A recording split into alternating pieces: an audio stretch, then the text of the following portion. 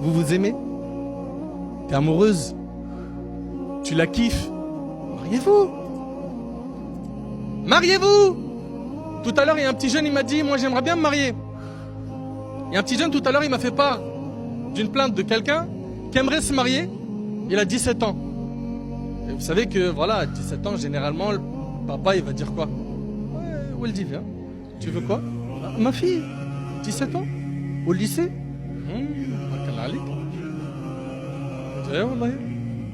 Donne encore 5-6 ans à ton âge, reviens avec un petit boulot, un diplôme, et après on discute. Est-ce que c'est ça la norme aujourd'hui, oui ou non? C'est ça la règle.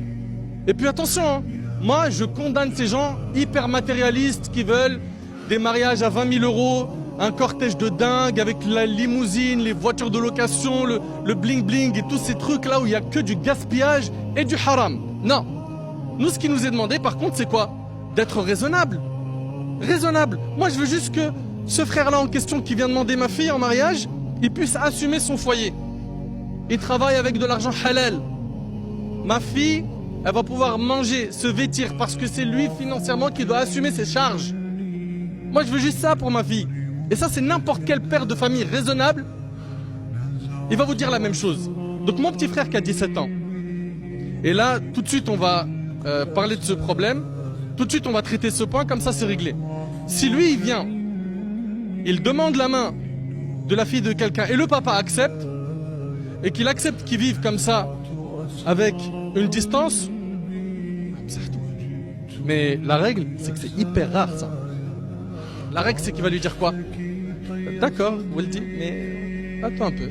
Finis tes études. Essaye de trouver un emploi, un logement, une stabilité, et reviens voir. N'est-ce pas? C'est ça ou c'est pas ça?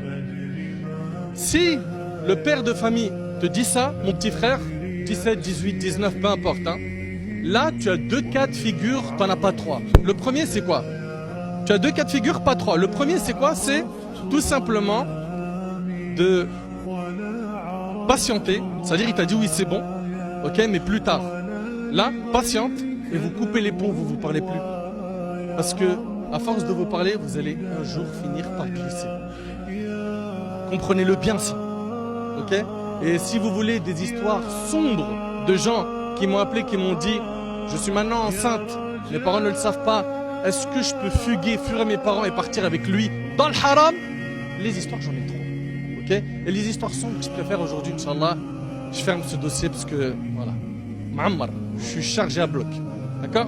Par contre, retenez une chose, c'est que si jamais le jeune, il va voir la famille, et la famille, elle lui dit « J'accepte, mais dans 4-5 ans, coupe les ponts, patientez-vous deux, et rendez-vous dans 4-5 ans quand la situation change, évolue. » Si par contre, vous allez craquer, vous n'arrivez pas, vous deux, à faire cette séparation pendant ce laps de temps, votre religion, il faudra la sauver en priorité. La priorité ici, ça sera quoi? Préserver votre dîn. Et donc il faudra quoi? Que la raison arrive à vaincre les sentiments.